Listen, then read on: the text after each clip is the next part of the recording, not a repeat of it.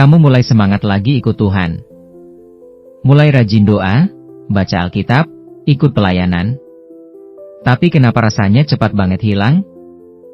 Banyak orang ngalamin kebangkitan rohani sebentar, lalu padam.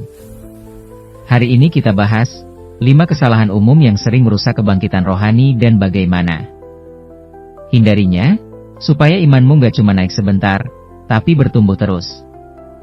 1. Terlalu andalkan emosi, bukan komitmen. Kebangunan rohani bukan soal suasana, tapi keputusan. Kalau kita cuma semangat saat retret atau ibadah yang ngena banget, kita akan jatuh waktu suasananya nggak mendukung. Iman dibangun di tempat sepi bukan cuma di tempat rame. 2. Nggak punya komunitas yang mendukung semangat. Sendiri itu berat. Kita butuh teman rohani yang saling dukung dan ingetin. Amsal bilang, besi menajamkan besi. Kamu nggak bisa terus bertumbuh kalau dikelilingi orang yang nggak peduli iman. 3. Nggak punya ritme rohani yang realistis. Terlalu ekstrim juga nggak baik. Contoh, langsung janji 22 jam tiap hari, lalu menyerah minggu depan.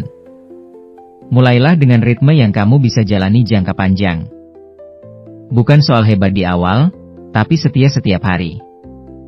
4. Bandingkan pertumbuhan sendiri dengan orang lain.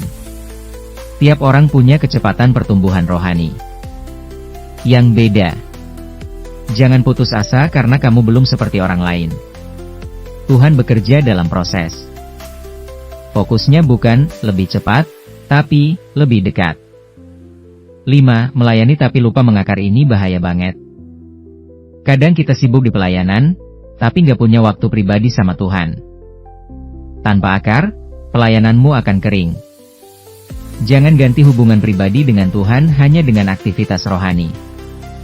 Kebangkitan rohani yang sejati itu bukan cuma api di awal, tapi proses terus-menerus untuk makin mengenal Tuhan dan taat padanya. Kalau kamu sedang dalam masa bangkit secara rohani, jaga itu baik-baik.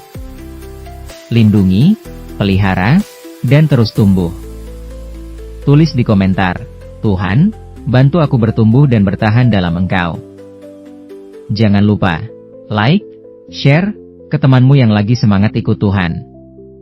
Subscribe channel Iman Tanpa Batas untuk konten rohani yang real, dekat, dan berdampak.